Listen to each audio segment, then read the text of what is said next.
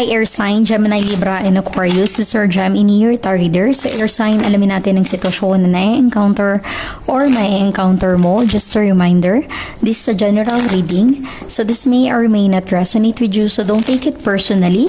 This is just the guide. This is also a timeless reading. So kung mapanood mo ito sa ibang panahon at ibang pagkakataon, possible na nakatadhanang mapanood mo ang reading na ito. Maaaring mga advice and messages na mapapull out natin ay makatulong sa iyong sitwasyon.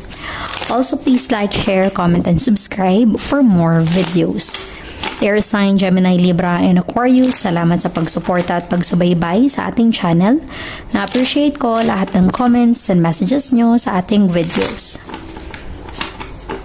Air sign, Gemini, Libra, and Aquarius, give me your energy. Air sign. You have the Magician.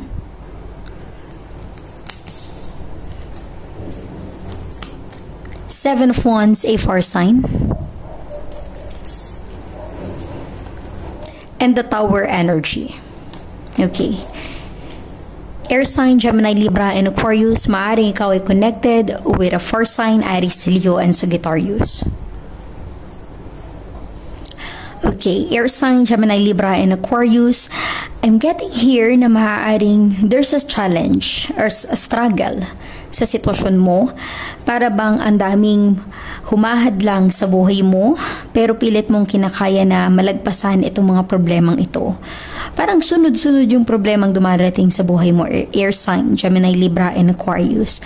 Yung tipong parang feeling mo wala na bang katapusan, yung mga problema na yan. Lagi na lang ba na ikaw yung tumatanggap ng mga problema or pagsubok sa buhay? Sa'yo na lang ba laging ibabato? Diba? Minsan napapatanong ka hanggang kailan? Hanggang kailan matatapos itong problemang ito? Pero as with your energy, air sign, with the Seven of Wands, nafe-feel ko na you are still composed despite of all the challenges.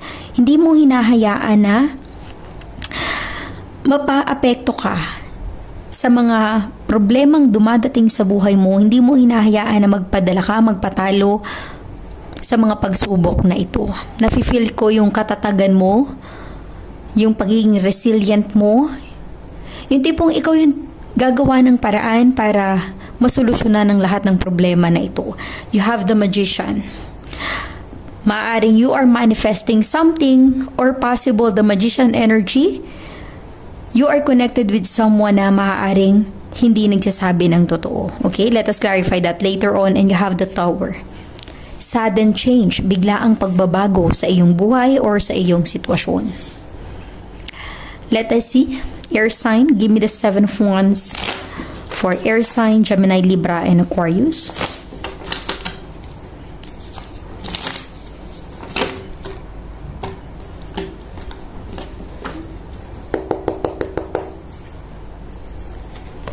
You have the Two of Pentacles, an earth sign. Possible na ikaw ay connected with an earth sign, Taurus, Virgo, and Capricorn. Okay. It really feels, air sign, na ang dami mong ginagawa sa buhay. Doble kayo, doble effort, Two of Pentacles. Kumbaga, hindi ka na magkanda-ugaga sa sitwasyon mo. Kaya ba parang feeling mo, sunod-sunod yung problema kasi hindi mo natatapos yung isang task. Kunyari, merong inassign sa'yo. Parang tanggap ka lang ng tanggap kasi kaya mo. Kaya mo mag-multitask. Marunong ka mag-multitask. Kaya mo na gawin lahat ng ibibigay sa'yo kung ito ay related sa trabaho. Kaya lang minsan, with the Two of Pentacles, pag meron kang pinagsasabay, doon nako-compromise ang isa. Hindi na maganda yung quality, yung kalidad. Kasi nga, binibilisan mo para matapos. So, ikaw lang yung nahihirapan kasi nagbibigay sila ng trabaho, ang dami mong commitment, take ka lang ng take, ikaw yung nagsasuffer sa bandang huli. Pero pilit mong kinakaya na matapos. Kaya lang, para bang ang dami mong kailangang gawin, ang daming responsibility na inatas sa'yo, na ibinigay sa'yo. Minsan hindi mo na alam kung ano yung uunahin mo. Minsan nahihirapan ka na mag-manage ng oras mo, ng panahon mo. Parang feeling mo kulang yung time na ibinibigay for you. If this is about relationship, maaaring ang iba sa inyo nagkakaroon ng problema sa relasyon dahil may third party. Possible na alam mo na, air sign, na pinagsabay ka, or ikaw yung third party sa relationship. Resonate as it is. But you have the Two of Pentacles. Ibig sabihin yan, mayroong pinagsasabay. You have the Seven of Wands, ang daming bumabatikos. Kung ikaw yung third party ng other person, ang daming bumabatikos sa'yo. Kung yung energy ito ng person mo, diba? Para bang hindi niya nakukonsider yung mga consequences ng action niya.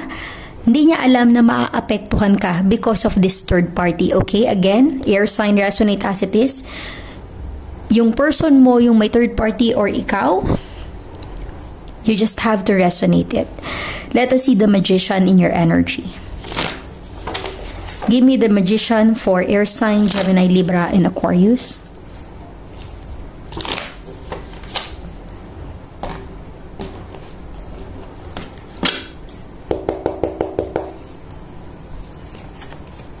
You have the Nine of Wands, a fire sign. Nag-struggle ka, nahihirapan ka sa sitwasyon, air sign, kasi nga,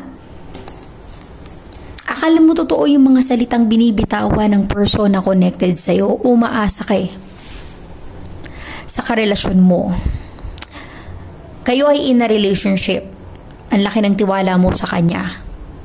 Pero like the Magician, diba? Usually, ang akala mo yun ang totoo, hindi pala. It is just a magic or trick. Yung tipong nagstay ka sa relationship kasi asang-asa ka na totoo siya, loyal siya. Ang hindi mo alam, pinagsasabay pala kayo. Diba? Sinasabi niya, ikaw lang yung the one, pero bakit ka nag-struggle? Bakit nakakaramdam ka ng feeling mo there's something wrong in this relationship? Once na may kutob ka na, air sign, ibig sabihin nun, posibleng meron ngang kakaiba sa sitwasyon nyo. Let us see the Tower in your energy. Give me the Tower for air sign, Gemini, Libra, and Aquarius.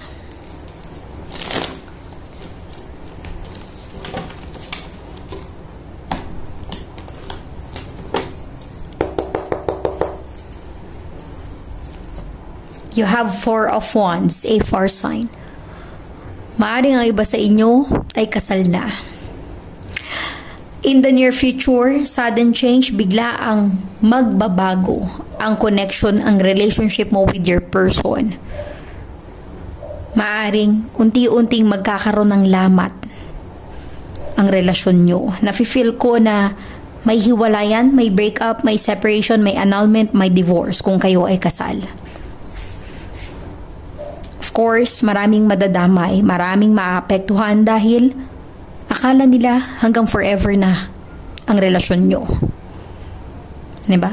Pero deep inside, air sign, nag-struggle ka sa relationship nyo, hindi ka na masaya. Nafe-feel mo yung energy na ito? Air sign, Gemini, Libra, and Aquarius, resonate as it is. Let us get more energies for air sign, Gemini, Libra, and Aquarius.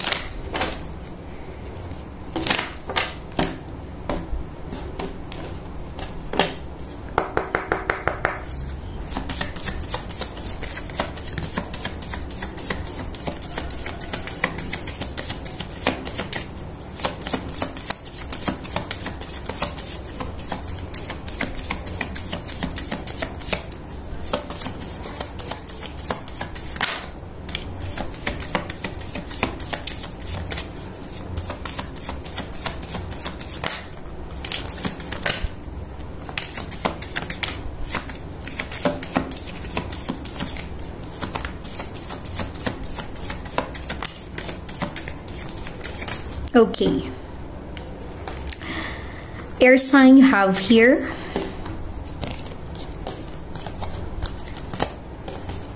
Okay. False person, like the magician energy. Gaya ng sabi ko, hindi nagsasabi ng totoo. Diba? Yung tipong, it is just a trick para maniwala ka. Pinapaasa kayo sa mga false promises. False person. Napakahirap na maka-encounter ng someone na hindi mo mapagkakatiwalaan.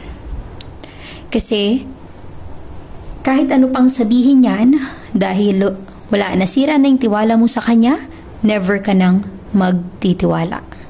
Poverty, kahirapan, kalungkutan, breakup, separation, pighati sa relationship. Bakit ka mai-stress sa isang relasyon kung alam mong hindi naman healthy relationship yun, air sign? Huwag mong sayangin yung mga luha mo sa maling tao. Okay? You have thoughts. May nakakamiss. Maaaring namimiss mo yung person mo or namimiss ka niya. Okay? You have mature woman. Be confident sa sarili. Love yourself. You have main female.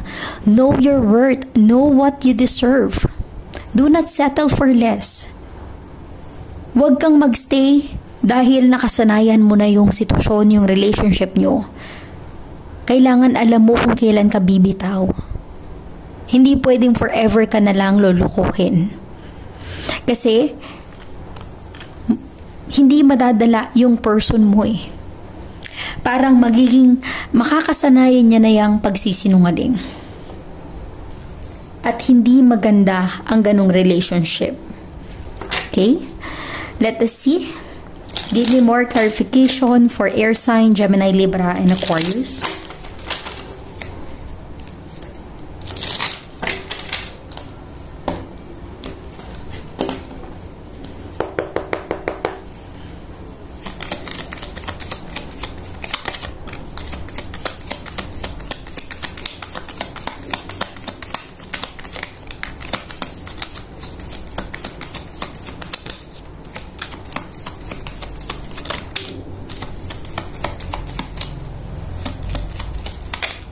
Okay.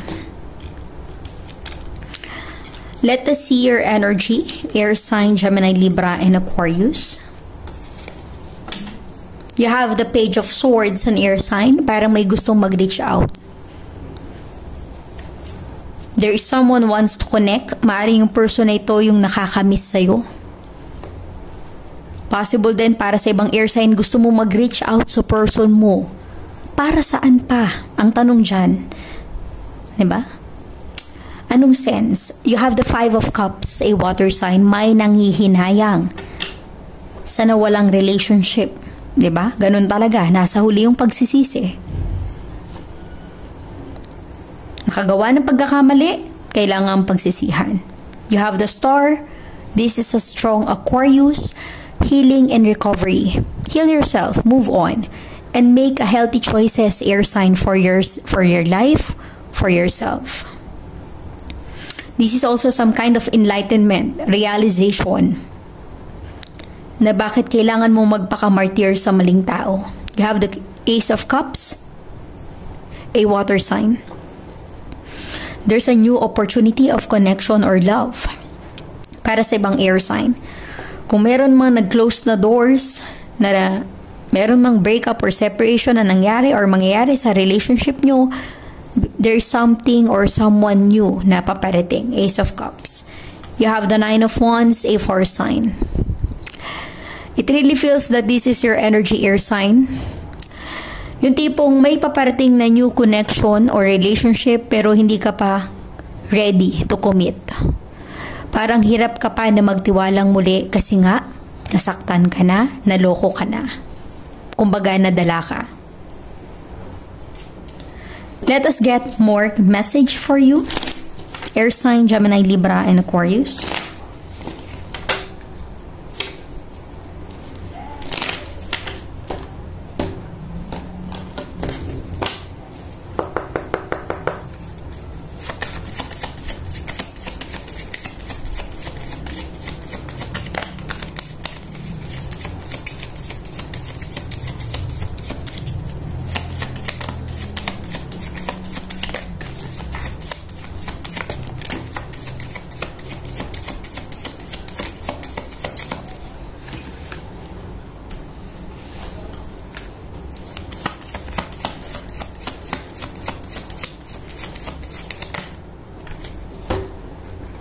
Okay. Let us see your energy, air sign, Gemini, Libra, and Aquarius. You have here, seduction, diba?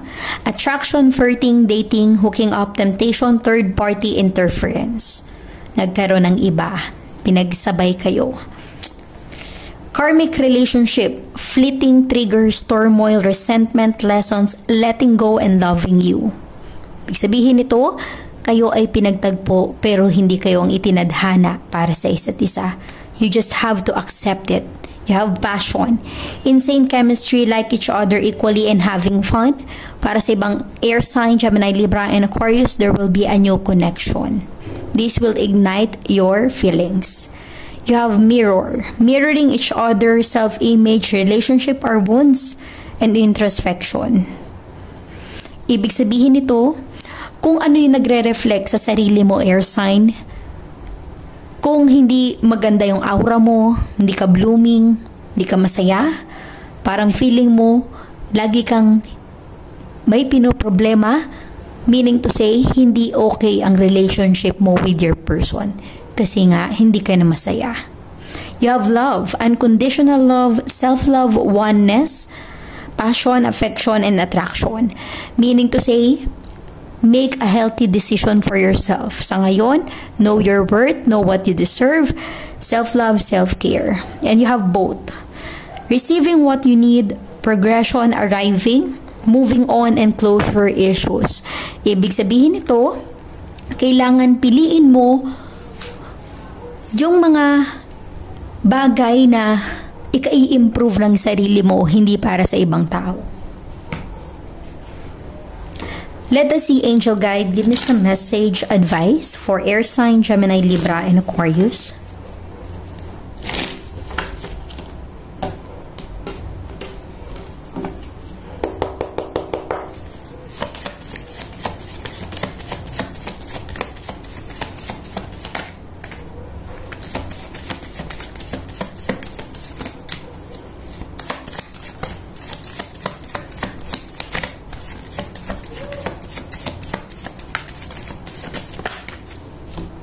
Okay. Let us see your energy, air sign, Gemini, Libra, and Aquarius. You have here, no answer. Diba? No answer will lead you to a right direction. Pag binigyan ka ng no answer, ibig sabihin na hindi yan yung nakatadhana para sa'yo. Helpful people, your family, your friends, andyan sila to support you. Your relatives. If you believe, air sign, ask for help from others if you need some help, guidance, and support. Forgiveness is the key. Forgive and forget. Maganda yung may peace of mind sa buhay mo. And you have perfect timing. Always wait for the divine timing. Huwag madaliin ang sitwasyon, lalo na kung hindi yan yung para sa'yo at may ibang nakalaan for you. So thank you, air sign, Gemini, Libra, and Aquarius. Please like, share, comment, and subscribe for more videos. Thank you, air sign.